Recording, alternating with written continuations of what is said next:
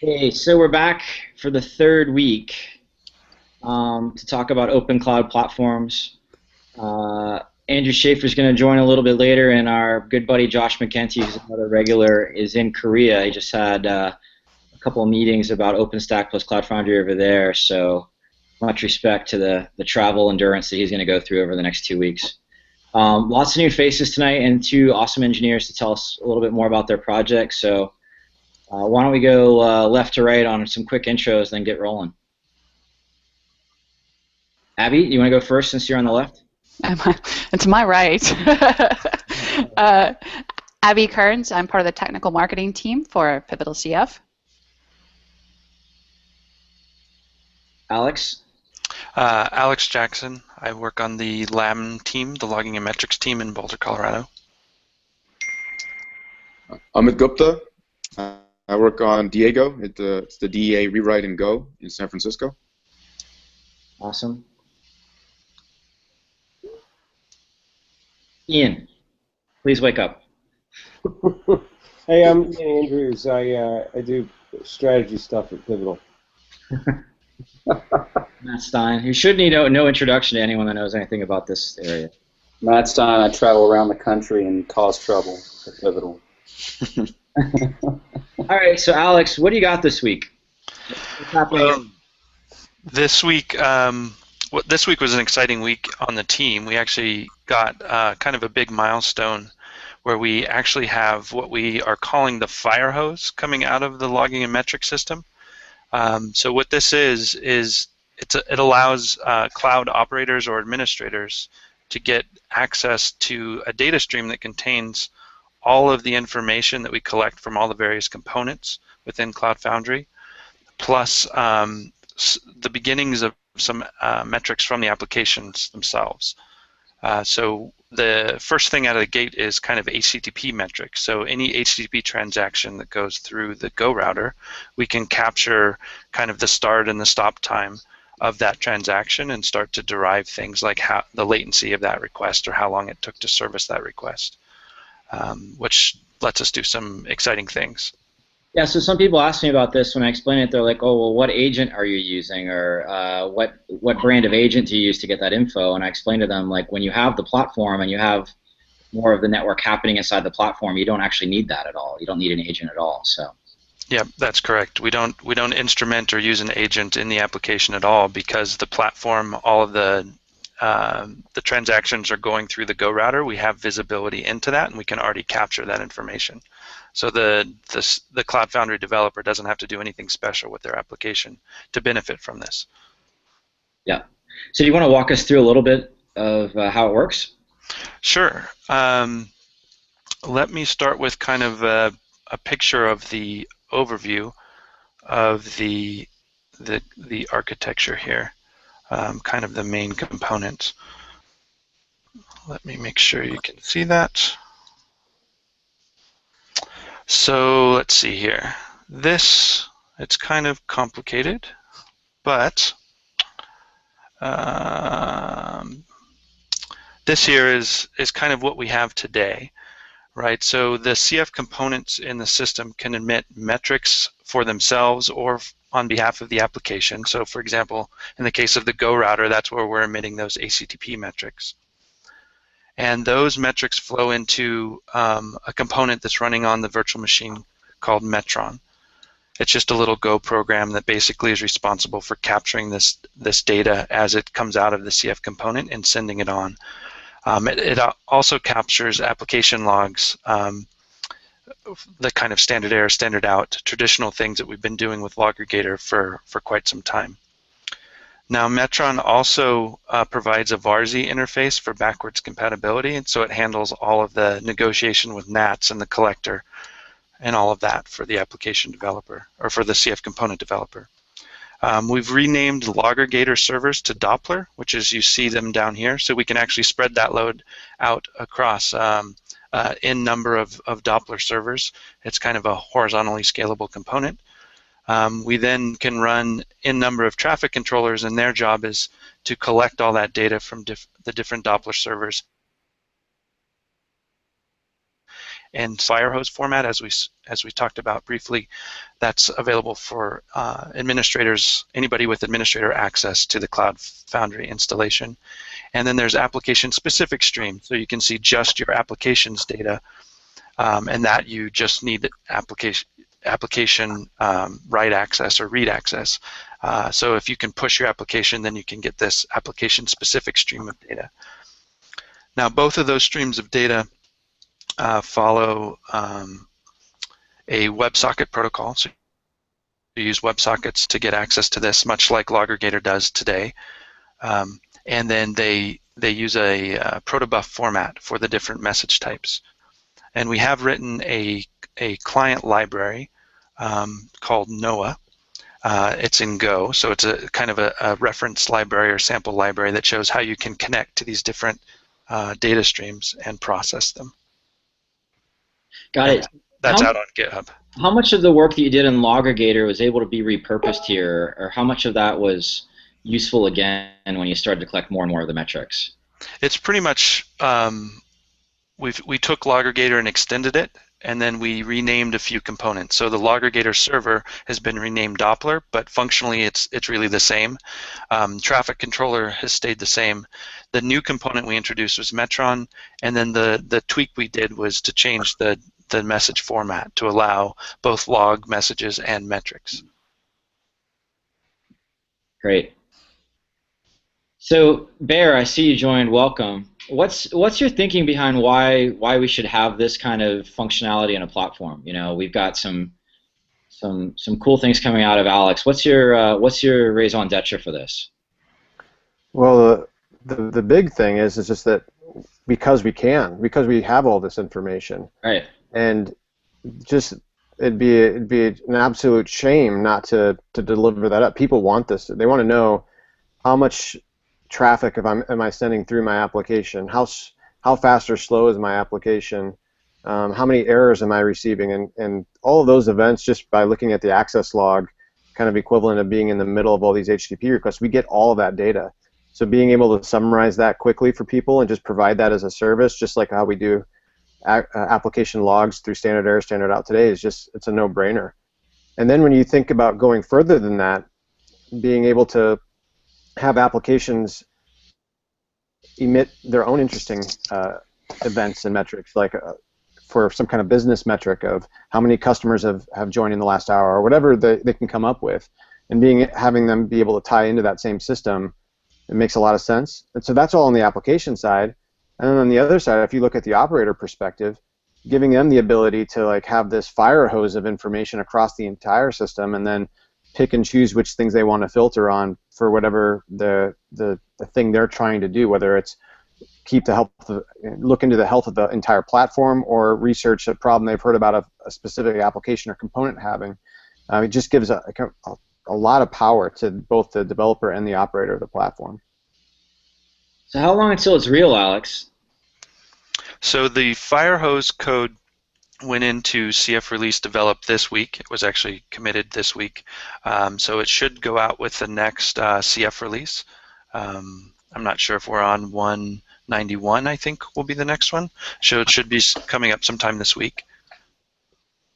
Cool. And what's next? Like what else? What's the outlook from here? So we want to simplify. There's kind of two different directions we're going in. One is, as James was mentioning, kind of allowing applications to emit their own metrics. So not only can we collect logs from applications, but metrics as well. So those might be business-related metrics. They might be, some areas of performance that you're concerned about, or something like that. So collecting those and piping them through the system enables quite a bit. You can imagine A/B testing tools that would then feed back into routing tables for your blue-green deployment routes, or those kind of things where you can manipulate traffic. So you can imagine things like that. You can imagine this feeding into kind of load autoscalers. So things going, adjusting as your load changes, you can adjust your application count. So that's one direction we're going in. Another direction is just trying to simplify things internally. So right now we still have the collector, which is kind of this big monolithic piece of code that relies on this varz interface, right? So if we start breaking that apart, the collectors have things called historians inside them, and the historians are responsible for talking to other systems, right? So OpenTSDB is one, Datadog is another, right? Those are different historians within the collector. But if you want to write your own historian, you have to muck within the collector. But if you have a Cloud Foundry deployment and you have a Firehose capability, you then could write a historian that sucked on that Firehose and emitted to any other system that you wanted to integrate with the Cloud Foundry platform. So taking the collector apart and breaking up those historians into kind of first-class components that then you could choose which ones you wanted to deploy as part of the platform, and then developing additional ones for additional integration points.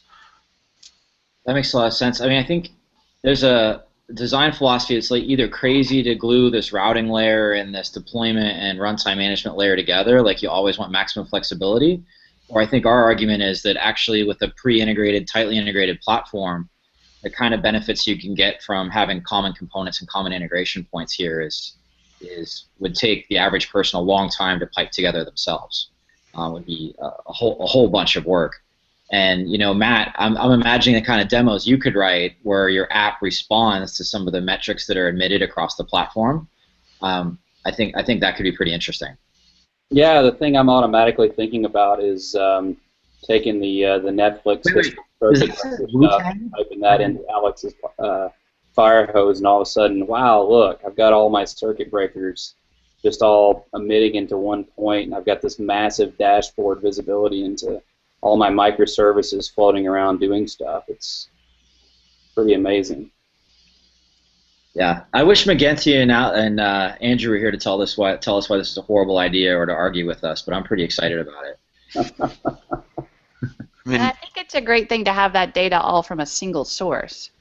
I think that's the most important part of the story, is you're getting all that information from a single platform implementation as opposed to multiple agents and multiple tools, which will make it super easy to export and really grab that information in new and useful ways.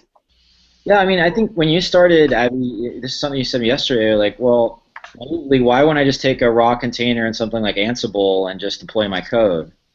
And I think that's a totally fair question. And the two things that we've got tonight with Alex and with Amit, I think are good points around. You've got pre-integrated metrics and pre-integrated scheduling. It's could be a game changer. So I'm curious to see what you think. I think it fits nicely with just the general, as philosophy, which is, do you want to resolve every problem that's been solved yourself again every time? Yeah. Or how about having some nice abstractions and conventions where, like a build pack is a good sort of analogy, like the Java build pack. You need to, that's a solved problem, right?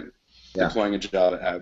If you wanna customize it, it's a pretty nice abstraction where you can implement your own. It's all open source. You can pull down the Java build pack and tweak whatever you want to the key 3 steps in it.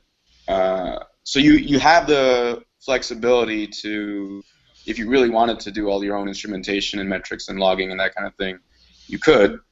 But you also have it for free out of the box and already integrated with your service, with your application, so you can get straight to doing the things that are valuable and not the redoing the plumbing and solved problems. Yeah. So I think it fits nicely there. And from a corporate buyer perspective, which is not our only vector but important, when you can tell them, hey, this comes pre-integrated with metrics already, so you can't not deploy it in a way that's metrics compatible and already wired for performance analysis and lots of observability. I think that's going to be a great out-of-the-box kind of experience. So, hey, who just joined? Maybe I haven't met you before. Can you introduce yourself, Sina? Maybe they can't hear me. No sweat. Amit, you're up, man. Tell us what you're working on. Sure. So I'm working on Diego. If you haven't heard about it now, why are you here? You probably have heard about it if you're at all interested in Cloud Foundry. So Diego started as a rewrite of the DEA in Go, but it's really at this point a re-architecture of the whole back end. And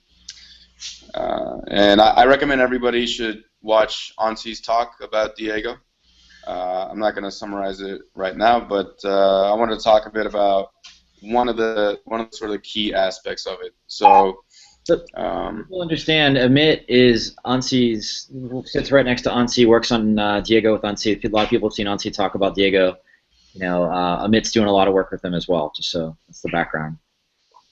Right. Yeah, we got a team of four pivotal engineers and a couple people from, sorry, 6 pivotal engineers and a couple guys from IBM working with us at the moment.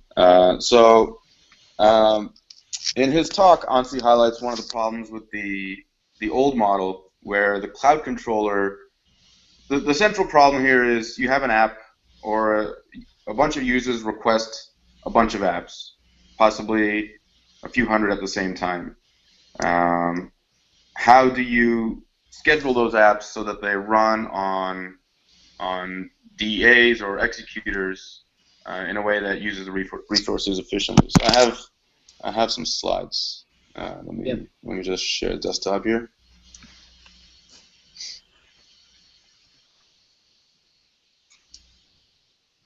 Well, you're pulling those up, Amit. I mean, I think the way I think about Diego is it's a multi-tenant process runner that actually doesn't even really think about tenants all that much. That we kind of think about, we pull that part out based on the abstractions that you and Ansi and the team have worked on, and it's just really this like process runner that schedules stuff over a whole set of machines, and those could be long-running processes or they could be short-running processes. And when you contrast that to some of the other stuff that's out there, I think someone mentioned Mesos and Marathon, and like I remember earlier today, your buddy James Nick Weaver was talking about how he's been playing around with some of that stuff, and I think our thesis is that by doing one that's very specific to running applications, that we're going to do a really nice job of weaving on all the stuff that, whether it's stuff like Alex was talking about with metrics and logging,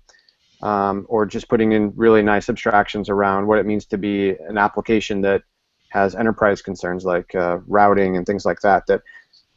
That's why we're doing this, as opposed to just using some other existing thing like Mesos.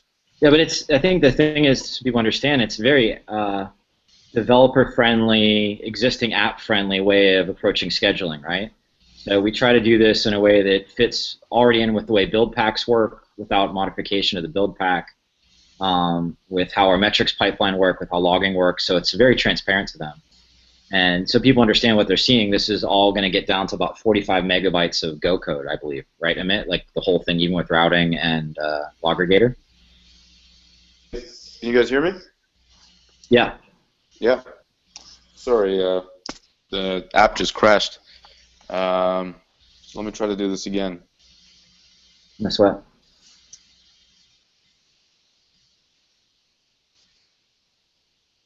Stein, do you want to play some Warren G for us? It's a quiet crowd, man. Without the Hellraisers of with Schaefer and McKenty, man, you need some blustering ego. I got all engineers on tonight, man. You got to have causing problems if you want me to, but. Was a clear, No. clear white man trying to consume some scratch from the Okay, thanks, man. get some fun rolling in my ride. Just hit the east side of the LV. Ben Horowitz, Joanna, what's going on? Yeah, like really, the rap connection's happening. All right. Amit's trying to restart his Hangout so he can share stuff. Alex, when you heard about rewriting all of this stuff and taking on Diego, what did you think? Because you were early in our container work.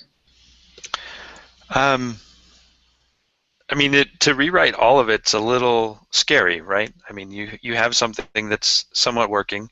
Yes, it had some rough edges, and then to rewrite it all is a bit scary, right? I think we're doing it for the right reasons. You know, we have some great reasons, some technical reasons, some business reasons. So it's really exciting because it is trying to push it and do scheduling and do things in a slightly different way that's not the normal model, right? Like if you look at the model that some of the other schedulers have, you know, the Kubernetes and the Mesos and stuff like that, they still rely on this single master, which does remove some complexity, but it does also present some problems when you don't have that master around anymore, right? So the master becomes somewhat of a crutch in the design, and by taking that out, yes, you introduce complexities, but you also gain some benefits as well.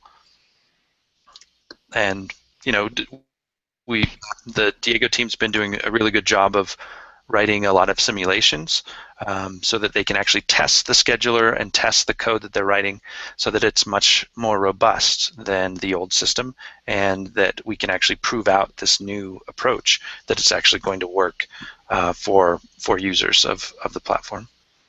One of the things I admire about Rob as an engineering leader is he's always encouraging people, if there's a part of the code you don't feel comfortable modifying, changing, or owning, you better refactor it, or else it'll become a third rail that you could never add features to. Mm-hmm. So I kind of, as more of the product person, it's a good opportunity for me to say to engineering, like, okay, after this, you know, you had your clean room re-implementation, so I'm excited to see it. I think that's like a classic balance in product management of engineering, is like, when do you allow clean room re-implementation of certain features? Mm-hmm. So, hey, yeah. You're back. Yeah, actually, what you just said sounded kind of interesting. What was the question? What was the question? One of the most important decisions that you make in the history of product management is, when do you allow engineers to do a clean room implementation of something that they don't think is perfect? Because usually from like a product perspective, as soon as code's done, it's like, oh my gosh, look at all this crud in here. We need to rewrite this. It's almost like an inevitable kind of drumbeat, but I'm excited about this specific clean room re-implementation because it was really done. People don't understand that IBM was adopting Cloud Foundry to use at just massive scale. Right. Enormous implementation. We felt like between that and Pivotal Web Services, if you're going to run hundreds of thousands of apps, you needed a clean room re-implementation of the scheduler. Yeah, I think actually that's a very salient point, because having these two IBMers on our team, Michael Frankel and Matthew Sykes, it's awesome having them, and because they're running this thing in production at like a massive scale, they've got a lot of context, and so the things that the developers on the old runtime, the current runtime backend, would complain about, and how it's hard to make these changes. There's often a disconnect between product and development, where it's like, are you guys just complaining for no reason, or is this a real problem? Yeah. And then to hear from these guys, oh yeah, that's a real problem. Like, here's the real world reason why. Then you can take that and show it to product and show it to guys like yourself, and then you'll be like, yeah, all right, yeah, go rewrite that thing. Yeah, and I'm sort of a technologist at heart, and I get excited about rewrites and at scale re-implementations. So yeah. Just to be clear, I think we even hit some scalability limitations in etcd as well. Like that we were basically stress testing etcd as high as it ever been used as well. Sorry, say that again? I think we even hit some scalability limitations for the etcd crew over at CoreOS that we sent back. Yeah. Oh, we definitely hit all sorts of things with etcd fairly frequently, actually. Yeah. So I mean, even the choice of etcd is, you could say a work in progress. It's working for us now, but we're We occasionally come across things where on a restart, on a rolling deploy, because of the way they've implemented the raft algorithm, it just does a bad job of picking its leaders, and then it gets into some weird state where you need to go in and sort of manually delete all the state from it, which is fine because we don't depend on it for any persistent state. But yeah, so there's, it's an ongoing decision. Hey, so were you able to get your slides back up, or should we punt? I'm about to try that. Last time, as soon as I brought them up, my phone crashed. So let's see what happens this time. Doesn't make any sense because I brought them up on my laptop. All right.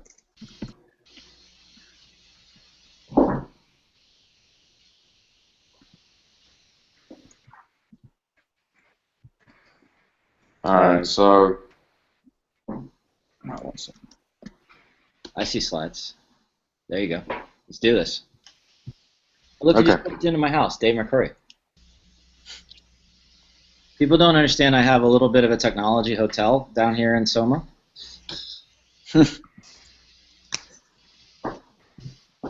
All right, so let's try this. So you guys can all see that? Yep. All right, so the problem here is, let's start with a simple problem, right? A user requests an app, one instance of one app to be run somewhere, and how do we decide where to run it? So in the old way things worked is the cloud controller would gather all this information from all the DEAs and try to figure out what's running where and how much memory is free, and then the cloud controller itself would try to do the calculation to decide where to place it. So this is clearly a distributed software problem, and that sort of model there was an attempt to solve a sort of non-distributed, like, co-located problem, assuming all the data, assuming the source of truth is available in one place, which it's not. And so that's one of the big problems the cloud controller had, is it was assuming that it was the source of truth for everything that's happening on n different machines all over the place, and that was one of the key problems. And so this key problems at scale, like we're talking at 40,000 app scale. Exactly. Yeah, so to be people clear on what problem means. It means when you want to run your entire company in one instance of Cloud Foundry, you might run into this problem. But to us, it's an exciting engineering optimization. Totally. So what we have here instead is the cloud controller doesn't say, hey, I know everything, and now this is where I want a certain app to be. The cloud controller just says, this is what I want. And then it allows the system in a distributed fashion to decide how to actually honor that desire, honor that request. So cloud controller sends the auctioneer data about an app and says, I want one of these. I'll use a little droplet. It doesn't actually send it the droplet, but it sends it information about the droplet, about the app. So it says, I want one of these. And then the auctioneer says, who wants to run an app? So are you meant to stay on slide 56 here, Amit? I'm on 58 right now. Can you not see that? Yeah, I think you're not paging through on our end. So are you in presentation mode, Amit? If you are, maybe it's just best not to be. Okay. What do you see now? 7 now. It's 57 now. Okay, cool. So cloud controller sends a request to the auctioneer, says, hey, I want an instance of an app running. And the auctioneer broadcasts a message and says, who wants to run an app? And so what happens here is, now at that point in time, the executors, they tell the auctioneer essentially how capable are they of running an app, how eager, you could say, are they of wanting to run an app. So it's not the auctioneer or the cloud controller deciding who's suitable. It's each individual running component who's the source of truth for what it's capable of. That's the guy that says, hey, I'm really excited about running an app. I bid 100. And somebody says the app would have some sort of resource requirement associated with it, so it could be a big app, a small app. Exactly. So I'll get into a bit of that detail maybe a little later, but each app has requirements about what sort of stack do I need to be running on, Lucid or, in the future maybe Windows. Yeah, exactly. What do I need in terms of memory and disk resources? And that's about it. And so this guy says, meh, I'm not interested in running any apps. I've got enough going on. This guy says, yeah, I'm kind of interested, and this guy's very interested. So what'll happen next is the top right one, he's going to win the auction. He has the highest bid, and so the app starts running on that executor. All right, so that's a simple auction. What happens running multiple simultaneous auctions? So this is because you could almost get away with round robin with one app of one size at one time, right? Like if you were starting from scratch. Because like Kubernetes uses, I believe, round robin as their distribution resource. The first one was random, actually. Okay. But I don't know where they're at today, but it was initially random. Yeah. So one problem you have with random is, let's say, let's talk about like a rolling deploy drain scenario, right? A machine goes down, you try to gracefully move all the applications running on that machine to other machines, and then it comes up and it's totally free, right? Then if you start to round robin, you're going to hit that sort of like empty guy just as often as you're going to hit the full VMs, and it's an inefficient use of resources. Unless you're talking about just running one app in your entire Cloud Foundry. No. Amit, I totally cheering for you. I'm just trying to show when people ask, well, why do you need a highly efficient auction algorithm? I think your example is great. When you have different execution agents in different state of empty or full because of life cycle, right, it becomes really important to go like, oh, available, and that's really not. Right. If you were to do round robin and everything went kind of the happy path throughout all of time, and you just kept continually adding one to the next one, one to the next one, and it'd be all nice and even, that's all well and good. But what happens when, like I said, one of your machines rolls, or you add a new machine and now like things aren't balanced, or you have one app that's really, really massive, right? Like we talk about these boulders and sand grains. So if you put a boulder on one app and a bunch of sand grains on the other one, again, you run into these sorts of problems. So you need something, I think you very quickly need something a little more intelligent than round robin.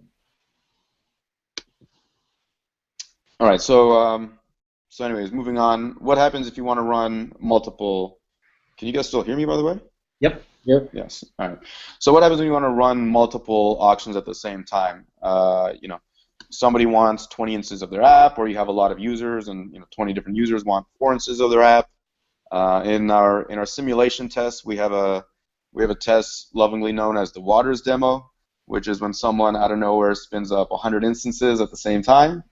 So what do you do in that situation? Are you saying that I'm notorious for showing CIOs how to do 1000x on their app, and then everyone who's managing the system goes, "Who just did that?" Are you saying that? Yeah, why is everybody being woken up with metric spikes in the middle of the night? You know why I do that, though? Just to pause on why I do that. I do that because it shows that there's a different kind of design thinking here around evolving to a more of a real-time system, like real-time routing, real-time metrics, real-time scaling. Yeah. That classic orchestration and template-based systems just could never touch. Yeah, totally. I think you break the perception that this is just deployment technology when you show something at that scale and speed. So exactly. It's been useful in conversations. Yeah. I didn't mean to. Spot there. I remember though, like at one point they were like, "Should we throttle that?" Like there was some grumpiness in the engineering team. Yeah. All right, so let's get to this scenario, right? There's nine instances in this picture that want to come in at once, and so in the previous scenario, each cell, each thing that's running these apps would bid a score that somehow reflects how available it is to run apps. Now, if we try to run all 9 simultaneously, this one executor is going to bid, bid whatever that old number was, 100 9 times simultaneously, and this guy is going to bid 9 times simultaneously, and this guy is going to opt out of the auction 9 times at the same time. Now this, if we just did the same thing as we did before and said, hey, you've got the highest bid, you win, then we would be trying to put these 9 instances on this one cell that can only hold 6. That's just not going to work. So we need something more complex than that. And so what we do is we make sure that you really can do it. So then we do this sort of atomic. All right, tentatively hold on to that app and then bid again in an atomic fashion. And if you're still the winner, then we'll give it to you. And in this case, he would still say 100, so he'd get the app. And that's instance number 1 being sort of under consideration. So next, so he's running instance number 1. Next, number 2 comes in. Really quick, is the atomic nature that you're looking for there, is that why you use something with stronger consistency, like etcd? No, that's not exactly where etcd comes in. That atomicness is just a lock, just a lock on read writes to the rep's sort of registry at that time. I was at dinner with Dave, naively chatting about this a little bit, and he was wondering about implementing React as the back end of that, which is a whole different discussion I won't crack open right now. So where etcd comes in is sort of where we have like a state machine kind of thing where, an app is desired, and then it's being auctioned, and then it's actually running, and moving through this state, we want to make sure that 2 different things don't try to move it from one state to another at the same time. So, for example, 2 different things don't try to claim the same app at the same time. Let's say we get into some weird state where we get some split brain and 2 auctions are trying to auction off the same app, and 2 different guys win and 2 different people try to claim it. We make sure that doesn't happen, and that's where etcd comes in, where we that's where those sort of atomic reads and writes come in. But this is at a lower level. This is just on the machine itself when he's trying to say, how ready am I? He's doing that without, he's not trying to place 9 apps at the same time and then say, how much space do I have? He only considers 1 at a time. Okay. Anyway, so sorry, go ahead. Look who decided to show up. Completely shaved. Clay Schaefer. Sorry, you don't know him, Emmett. He's usually a staple here. I started a new beard. Okay. I know who he is. I just can't see the Hangout right now. He's presenting. Sorry. Go ahead. Sorry to interrupt you, man. All right. So to keep going, the same sort of thing happens, and you'll see each time he's asked to sort of rebid, his bid goes down because he's now actually running those 2 apps. And at some point, his rebid score is actually lower than what someone else bid.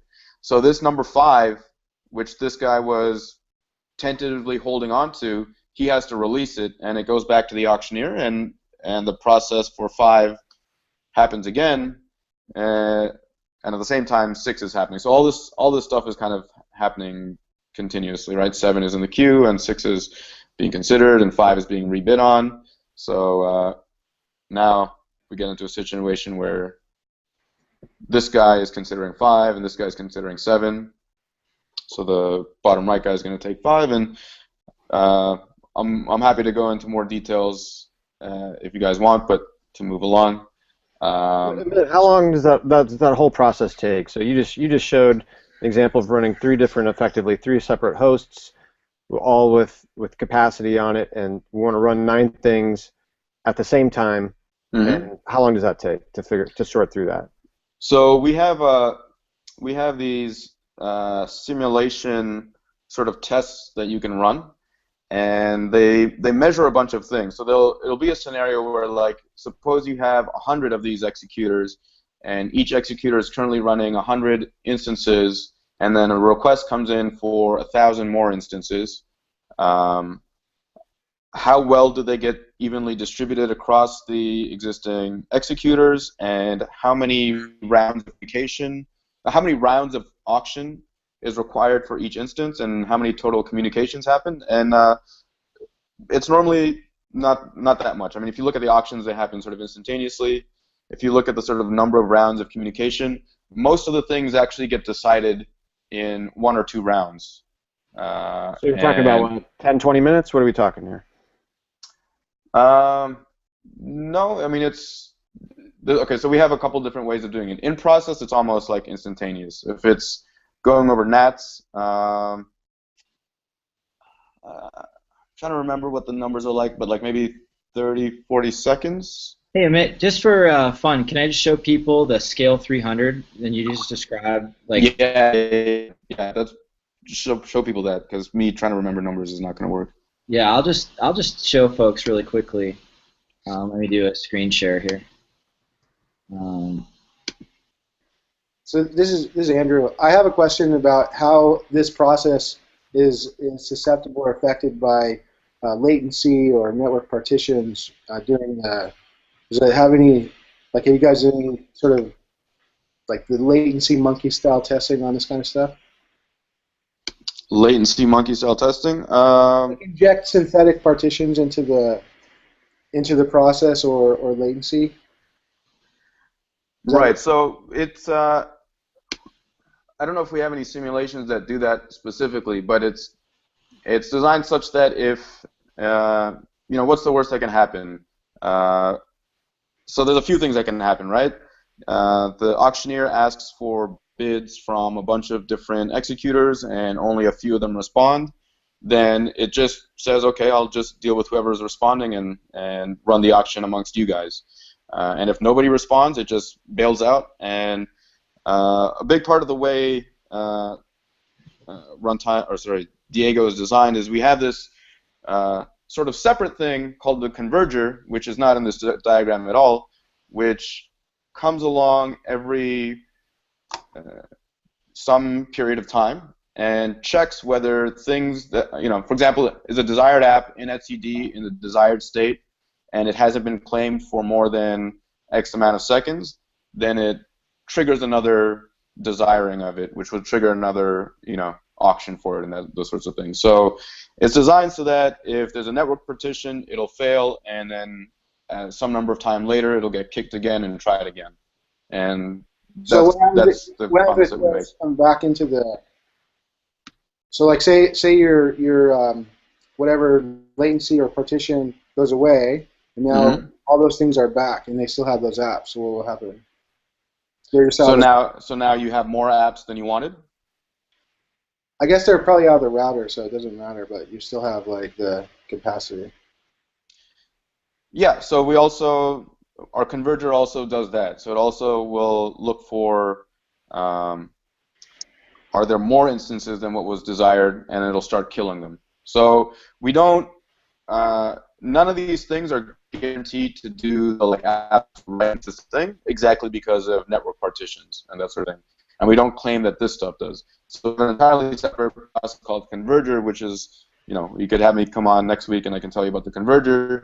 And it has 6 or so different things with configurable intervals, and on those intervals it comes around and kicks those 6 different things. And those different things are things like extraneous app instances, desired app instances which have not been claimed for too long, desired tasks which have not been executed for too long, and a few other things. Hey, so Amit, I'm just going to roll this 300x scale real quick. Yeah, do it. Tell people what's happening here. The command's going to come out. Just set it up. There's a Docker image running in the system that's been uploaded, and we've just said, hey, I want you to take that. Oh, actually, this is going to be the start part. Let me go it to the 300. I'll give it a second. All right, so this is cool. This is happening over NAT, so this is over real network traffic. This isn't just a simulation on a single box. This is real network traffic. And they're showing a little bit of the log stuff that Alex did first. Then they're going to Nice. Yeah, so we can keep those logs open and we'll see everything that's happening as it's happening. If you can, so you see it says app 0, which is the first instance of this app. So we haven't scaled anything up yet. So let's we're going to pause it for a second and talk about what's there. Yep. So on the top right, you're seeing we're running, what is that, like 10 cells? 10 different cells. There's one green dot because there's one instance of this app running and a bunch of empty cells. You're seeing the logs in that middle right pane of the 0th instance of that app. And you see in the browser, he's actually browsing to that app. And then on the left is where he's kind of controlling everything. So now he's probably going to go scale it up to 300.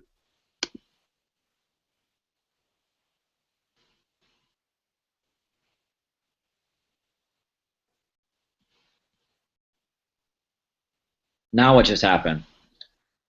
So now what's happening is the auction has basically taken the request for those 299 extra instances, and these different cells are claiming them. And as the app actually starts running, you'll see the little green dots, and then they're actually running. So it's actually taking that Docker image and running it.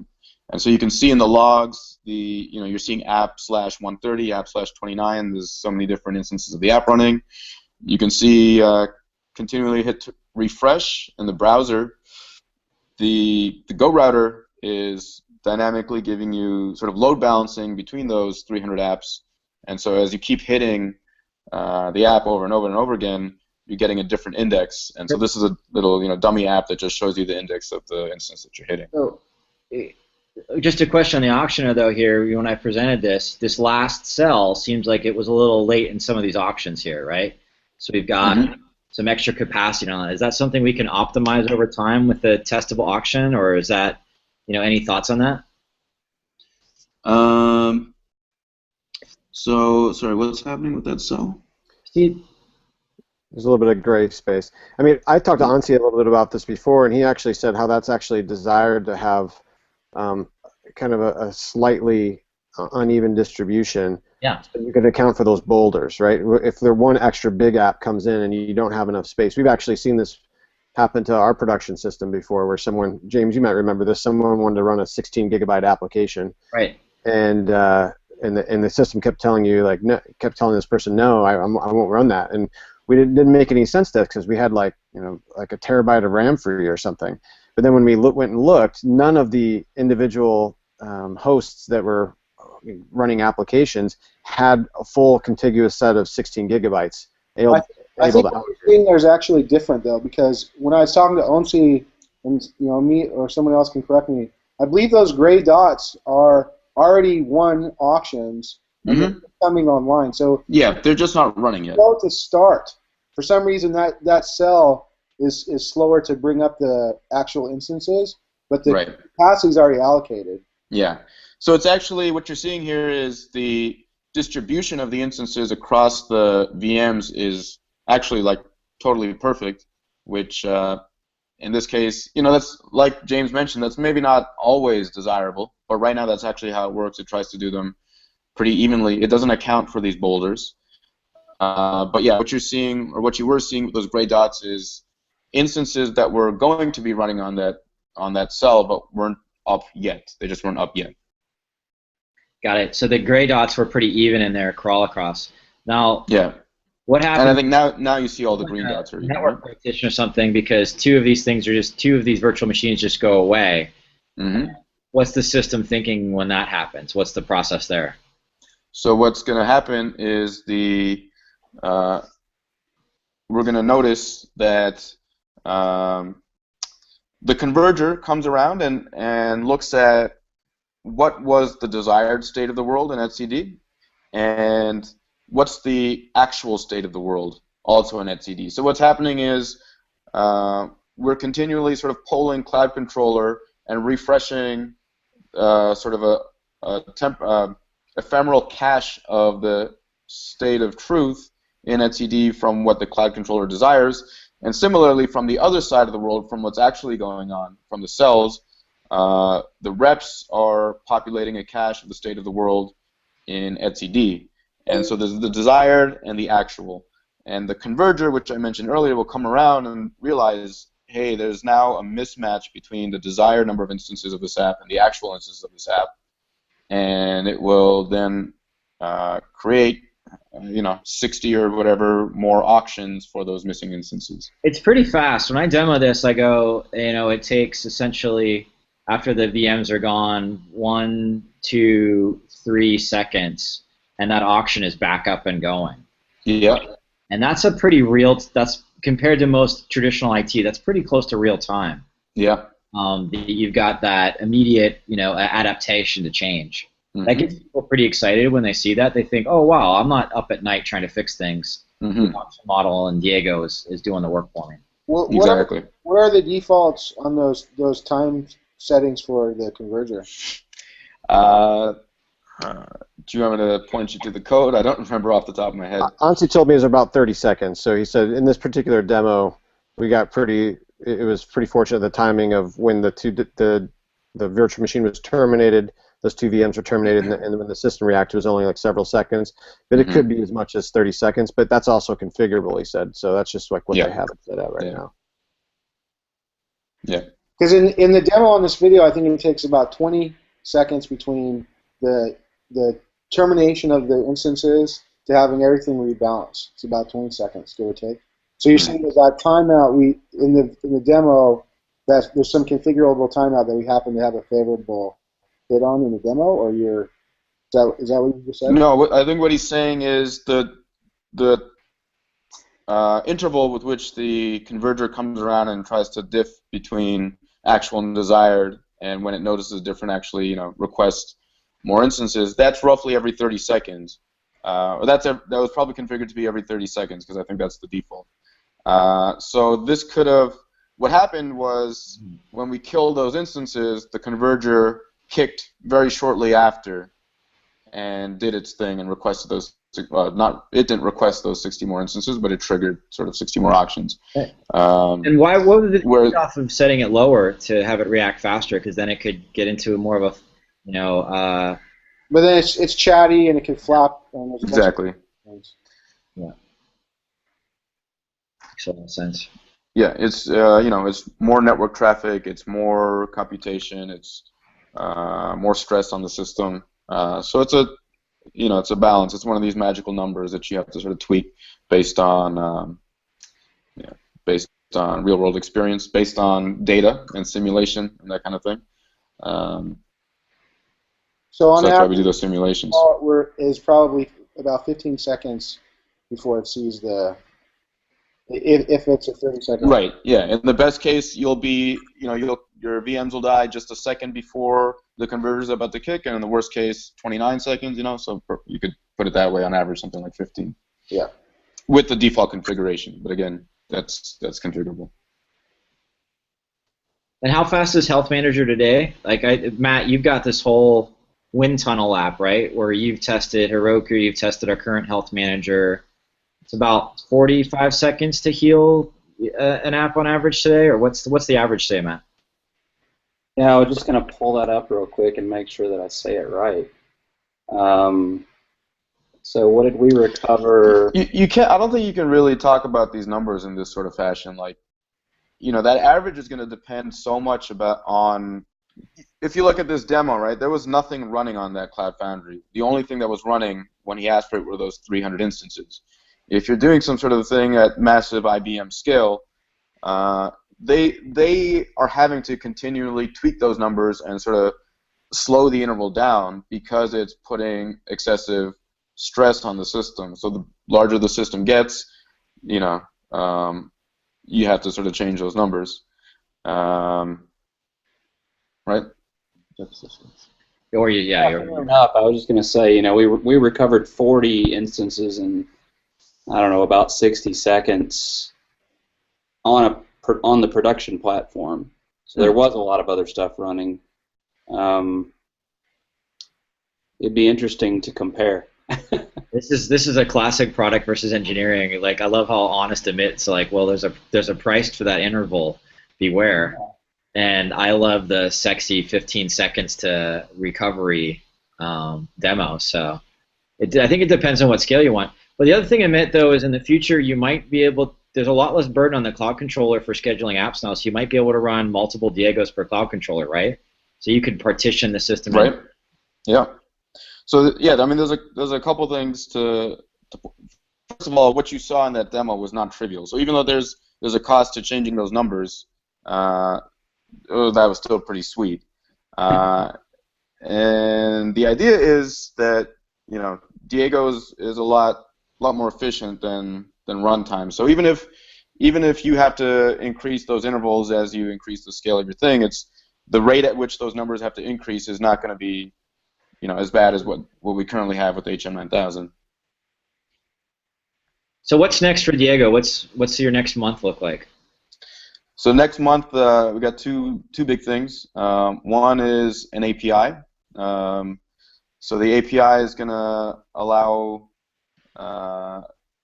it's going to sort of even further clean the interface between Cloud Controller and Diego. And one really nice sort of feature of this is, so right now Diego is sort of general purpose. Mm-hmm. It talks about long-running processes and tasks. It doesn't talk about apps. That said, it doesn't have an API, so you have to kind of know the actual schema inside etcd, and you have to actually hit the etcd with the right credentials, blah blah blah blah, with the exact right format for your JSON. It's not an API. It's not discoverable. Doesn't have sort of nice RESTful semantics. That's a big thing that we're working on. That's sort of the main thing we're working on for the next month or so. Yep. And that's just going to make Diego even more sort of general purpose. I can imagine it being used to run MapReduce tasks and things like that. Maybe. The other big thing we're working on is we do have a Hadoop distribution. Yeah. Yeah, it's kind of interesting how a lot of the lines are being blurred now with like something like MapReduce and Diego and even Bosch, right? Because it's all about scheduling resources. Since Pivotal started, I was always curious when we'd start running MapReduce jobs on core DEAs. Mm-hmm. So to be clear, that's not the thing we're like I know sprinting towards. No. I don't want to ruin it. We actually have to have some data on those nodes. No, I don't want to ruin it. Hortonworks to lose it. I am supposed to talk to him about Yarn and Bosch, so that would be a total byproduct. It's not the primary design point for Diego. It's for Apple. No, certainly not. But it's all cool, Arun. Just chill, man. It's you got then I guess the other big thing that's coming up is wait, can you guys hear me? Yep. Yeah. Okay, weird. The other big thing that's coming up is supporting sort of being better at running apps, doing things like drain better, and so in service of that, we're kind of refactoring how Amit, when does that come up in the real world? drain Yeah. all the time. I mean, whenever you need to deploy new code to your DEAs, or whenever Amazon decides to kill, well, I guess if Amazon kills an AZ, you can't do much about that. But yeah, if you're rolling your machines, you're upgrading instances, you're changing the stem cell, you're changing the code, whatever, you've got to take one of your executors down and move the app somewhere else, and that's when drain comes up. So you want to take those apps down, but you don't want to have any downtime for your users of Cloud Foundry. So you need to move those instances and get them up and running somewhere else before you actually shut down the executor. And that's a complicated sort of bag of, what's the term? It's very thorny, right? Lots of things that can go wrong, and what happens if things take too long to drain? When do you actually decide to kill them? When do you keep waiting? To kind of paraphrase, it's like there's shifting sands on this platform. Things are changing from underneath the apps. The app is a logical construct, and end users are hitting it and getting traffic. But underneath, like hosts are coming and going and codes, and the end user shouldn't see that. That's basically the idea of drain, right? If you have a really nice drain system, they're not exposed to that. Right. I think I've said this before, but like platform questions at all? No, but Abby said she could just implement that with a container and with Ansible. She's on that. To clarify, I said we really need to work on improving the story between do-it-yourself and a fully implemented and full commercial platform. I thought that was the same thing. I thought that was your whole job. Isn't that like, you guys remember when the CEO of Mirantis famously said he could do anything a platform could do with a couple of lines of Python? You guys remember that blog? Yes, I do. Who? We are happy partners with Mirantis now. They very much like Cloud Foundry. We're planning things over the next couple of months. It's great. I just think, no, but honestly, until people really try to implement this at scale, when you're doing a single node or two nodes, it seems like you don't really have big problems. When you start running, tens of thousands of apps at once, predictably, you get into a whole new slew of problems that you didn't. Yeah, sure, right? Get all the logging and metrics and analytics that you're getting from the LAMP team, and have it so that your app, Amazon can shoot 2 AZs in the head and your 10 instances keep running. Yeah, do that with a couple lines of Python. I'd love to see it. I'd love to see how far. I'd love to see how far to the right those lines would have to go for that to actually work. And so that's the cool thing. Like, so you've got your scheduler, and then as soon as those apps are on, all of Alex's work around metrics, logging, all of that integration kicks off. Right. You saw it in the video, right? In that pane, we could see in the middle all the logs from all 300 instances tailing to the terminal. Yeah. And then this last week, it's very early, but we started, James, Bear, and I, and Sonny, who's not on here, started thinking about what other features we could add to the routing tier then too. Because ultimately, we want people to be able to publish APIs. So there's a thought, James, I don't know if you want to talk a little bit about, like, potentially we could put more intelligence in the routing tier that's turning on instantaneously as well. Yeah, sure. I mean, right now the logging tier is fairly straightforward. You push an app on the platform and you say, here's the fully qualified domain name I want for my app, and the router just starts taking over for that. But there's a lot of people talking about microservices and what happens when I'm running multiple versions of my app. I want to do A/B tests, or I want an old version of my app. And people get in a whole other argument about whether you should use context-based versioning. They're probably going to make Matt Stein cringe. I got him on my screen right now. He's not cringing yet, but if you look at running this multiple versions of a microservice, and you introduce a new version of the API, well, now what if I want to share that fully qualified domain name, but just have a context path, then tell me which app I should be routing to? So we're looking at doing context-based routing, maybe looking at headers, and then deciding which app to route to. Doing some authorizations. So you could say some things like, you have to be using HTTPS in order to hit my app, and if not, then let the clients know about that either via like a forbidden call or a 302 redirect or something. And we have people that want to do even more sophisticated things with routing. So there's these whole API gateway types of products that get really sophisticated for things. And so we're going to look at all these use cases and see how to draw the right lines between what the platform should provide and where someone could have an extension point to kind of supplement the things that the platform provides and go off and do their own thing. Mm-hmm. What about other protocols? How far is that? Yeah, we get a lot of requests for TCP. It's definitely something we're looking at. It's been definitely an intentional choice not to do TCP up into this point, because there's definitely challenges with respect to managing a stateful protocol like TCP. We definitely have definitely wanted to be focused and do really, really well with stateless apps, because if you can't do the stateless apps well, then how are you going to manage the stateful ones well? That's kind of been our thinking about that. But we're certainly at the point now where we're heavily considering when the right time to add TCP routing is, and there's a lot of considerations you got to have for that. Like, for example, like today we just look at the HTTP host header, and that's all we need to decide where we should route the app. And if we add context-based routing, we can look at a couple other things in the HTTP payload to figure that out, and that's all we need. But when you go down to TCP, now you need to look at other kinds of discriminators. I need to look at either the source IP, the destination IP that you're trying to reach, or I've got to look at that combination and the port you're trying to get to, and that becomes a lot stickier to manage at scale. So we'll definitely look at it at the right time, but we haven't felt it's the right time yet. But the crowd's gathering outside the gate with pitchforks. More and more people are asking for it, and that's another signal we're listening to. So I don't. If you try and pin me down and say exactly when, we're kind of kicking off a routing relook here in the next month or two, and then ask me in another month, and I'll hopefully have something more intelligent to say about the dates. So you're waiting for TCP to mature just a little bit more before. Yeah. It's a really experimental protocol that I'm not sure we should bet on. We can't pick a winner. You know what I mean? You gotta let the market do that.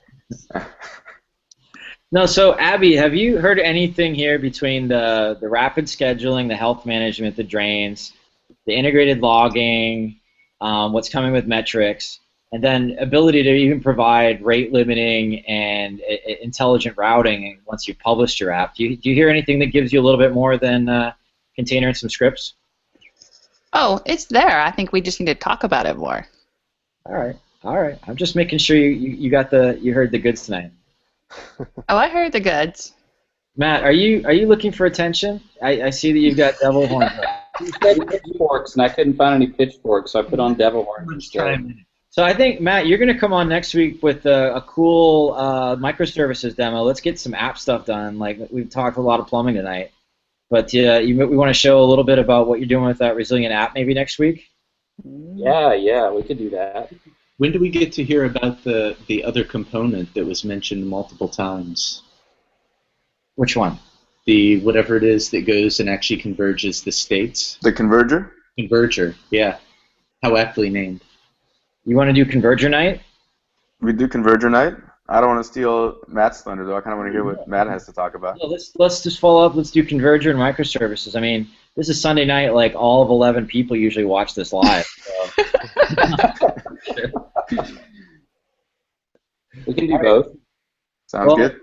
Let's get back to work. Let's wrap it. That was fun. And great to have the engineering talent starting to show up, so that's pretty exciting. Even though Andrew was busy shaving tonight, he missed being cold. I was trying to put a 2-year-old to sleep. Yeah. I just picture a sink that looks like slaughter happened. No, the slaughter happened yesterday. All right. Good night, everybody. Good night, everyone. Night. Night.